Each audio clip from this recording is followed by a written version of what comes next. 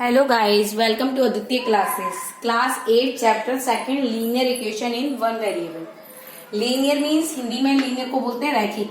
Line से बना है लीनियर, तो लाइन मीन्स क्या होता है रेखा हिंदी में, तो उसी का क्या हो गया लीनियर मीन्स रैखिक. इक्वेशन मीन्स समीकरण, एरो बनाकर दिखाया है समीकरण. Okay, in one variable, one मतलब एक ही वेरिएबल गिवन होगा. वेरिएबल को हिंदी में बोलते हैं चर. ओके, और वेरिएबल का मीन्स क्या होता है not fix value, unknown value, जो वैल्यू आप चेंज कर सकते हैं. ओके, तो आपके पास जो अभी तक मैंने आपको पढ़ाया है वो उसमें क्या था कि आपके पास इक्वेशन गिवन होती थी और इक्वेशन को आप सॉल्व करते थे, जिससे आप वेरिएबल जो भी गिवन होता था इक्वेशन में उसकी वैल्यू फाइंड करते थे. वेरिएबल जरूरी नहीं है एक्स ही हो, कुछ भी हो सकता है, पी क्यू आर एस जो भी है आपके पास, अल्फाबेट जो भी है कुछ भी हो सकते हैं. ओके, नेक्स्ट आपके पास आपने अभी तक जो सीखा वो वेरिएबल था on one side and variable on both side. अब आप जो सीखेंगे वो इक्वेशन को फॉर्म करना सीखेंगे. फॉर्मिंग इक्वेशन, फॉर्मिंग इक्वेशन का मीन्स क्या हुआ कि इक्वेशन को आप कैसे बनाते हैं.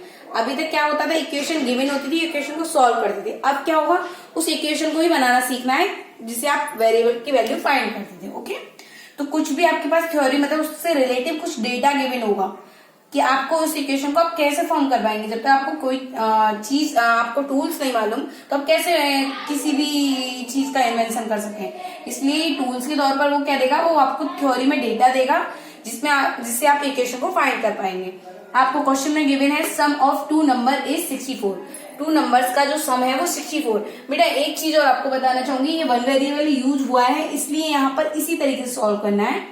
अदरवाइज इस क्वेश्चन को दूसरे तरीके से भी सॉल्व कर सकते हैं. जैसे सम ऑफ टू नंबर, मान लिया हमने वो टू नंबर हमारे पास क्या है एक्स और वाई. ओके, अब उसने बोला कि सम ऑफ, सम करना है तो इसको पता है एक्स प्लस वाई. सम का मीन्स क्या हुआ, उनको ऐड करना. वो कितना है हमारे पास 64. ओके, तो इक्वेशन कैसे फॉर्म हो जाएगी, इस तरीके से भी फॉर्म हो सकती है. बट आपके पास क्या है क्वेश्चन में, वेरिएबल में ओनली वन वेरिएबल गिवन है. वेट एक मिनट, इसलिए आप किसका यूज करेंगे, ओनली वन वेरिएबल का यूज करके इक्वेशन को फॉर्म करेंगे. ओके, तो ये सिर्फ आप जो सीखेंगे वो टू वेरिएबल्स का यूज वो 9th क्लास में सीखने को मिलेगा.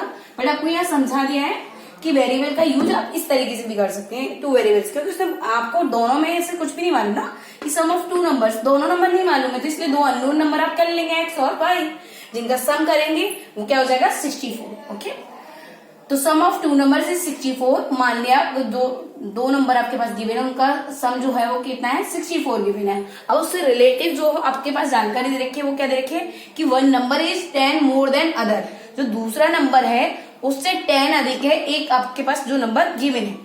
दो नंबर में से कोई भी आपके पास जो एक गिवन है वो क्या है 10 ज्यादा है. मोर देन मतलब ज्यादा है, लेस मतलब कम, और टाइम्स मतलब गुना.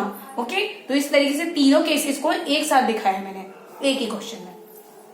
तो मान लिया आपके पास क्या नहीं मालूम है, आपको वो नंबर ही नहीं मालूम ना जिससे वो मोर होगा. आप सबसे पहले ये बताइए कौन किस पर डिपेंड है. ये चीज हमेशा याद रखिए, कभी भी क्वेश्चन को फाइंड करना हो तो हमेशा ये चेक कीजिए कि कौन सी चीज किस पर डिपेंड है. वन नंबर, एक जो नंबर है इज 10 मोर देन अदर, तो क्या नहीं मालूम है जिससे आपको ये मालूम पड़ जाए. तो यानी कि अगर आप अदर नंबर को मान लेते कि मान लिया आपके पास अदर नंबर क्या है एक्स है, तो उस एक्स में 10 आप ऐड करेंगे तो वो आपके पास कौन सा नंबर आ जाएगा जो फिक्स उसने बता रखा है. ओके, तो the other number is x, तो द फर्स्ट नंबर जो भी वन नंबर उसने माना है कि वन नंबर क्या हो जाएगा हमारे पास, वो नंबर क्या हो जाएगा, वन नंबर हमारे पास क्या हो जाएगा एक्स प्लस वन. ठीक है, सॉरी एक्स प्लस यहाँ 10 हो गया. ठीक है, तो x प्लस 10 आपने ऐड किया क्योंकि कंडीशन में मोर देन गिवन था. x माइनस 10 आप यूज करेंगे क्योंकि कंडीशन में लेस देन गिवन है, और 10 मल्टीप्लाई x यूज करेंगे. यूज किसका कर रहे हैं x, क्योंकि इस x पर ही डिपेंड है ये फर्स्ट नंबर. तो आप क्या करेंगे सभी में कंडीशन के अकॉर्डिंग, मोर देन है तो ऐड करिए, लेस है तो माइनस कीजिए, और टाइम्स है तो मल्टीप्लाई कीजिए. तो 10 मल्टीप्लाई x. ओके, अब इस क्वेश्चन के अकॉर्डिंग क्योंकि क्वेश्चन की कंडीशन चेंज है तो क्वेश्चन के आंसर में वेरिएबल की वैल्यू भी डिफरेंट आएंगी.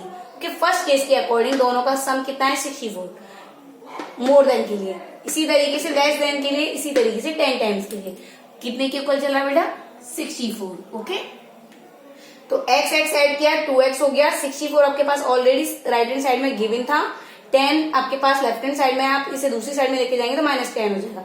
तो 2x इक्वल टू कितना हो गया, 64 में से 10 माइनस करेंगे 54। 2 से डायरेक्ट कट करेंगे, 2 2 जा 4 एंड 1 बच्चा, तो 1 4 कितना हो गया 40। तो 2 से ये कितने टाइम्स कटेगा, 7 टाइम्स। सिमिलरली नेक्स्ट क्वेश्चन, आपके पास -10 था, अदर साइड में जाने पर ऐड हो जाएगा। यहाँ प्लस था इसलिए माइनस हुआ, यहाँ माइनस है इसलिए प्लस हो गया। तो आपके पास 64 अब किसमें चेंज हो गया, 74 में, क्योंकि 64 और 10 को ऐड करेंगे तो 74। अब ये 2 से कट हो जाएगा, 2 3 जा 6 एंड 1 4 कितना हो गया 14, 2 7 जा 14। तो आंसर यहाँ पर x इक्वल टू 27, यहाँ पर क्या आया x equal to 27। Next third case में हमारे पास टाइम्स के अकॉर्डिंग क्वेश्चन की कंडीशन में क्या हो जाएगा, x प्लस 10x, क्योंकि सम तो सभी का करना है दोनों नंबर्स, लेकिन केसेस क्या है ये।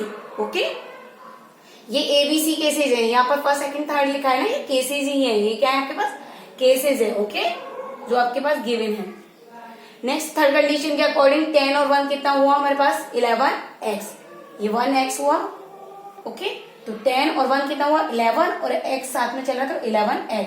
64 हमारे पास हो गया इक्वल में राइट हैंड साइड में चल रहा है, तो x की वैल्यू क्या हो गई, ये मल्टीप्लाई कंडीशन है, तो मल्टीप्लाई हमेशा क्या होता है अदर साइड में जाने पर ट्रांसफर कंडीशन के अकॉर्डिंग मल्टीप्लाई क्या होगा, डिवाइड। तो 64 तो आपके पास राइट हैंड साइड में ऑलरेडी गिवन था, आप क्या करेंगे 11 को डिवाइड पोजीशन में लेंगे, तो आपके पास आंसर हो जाएगा x इक्वल टू 64/11।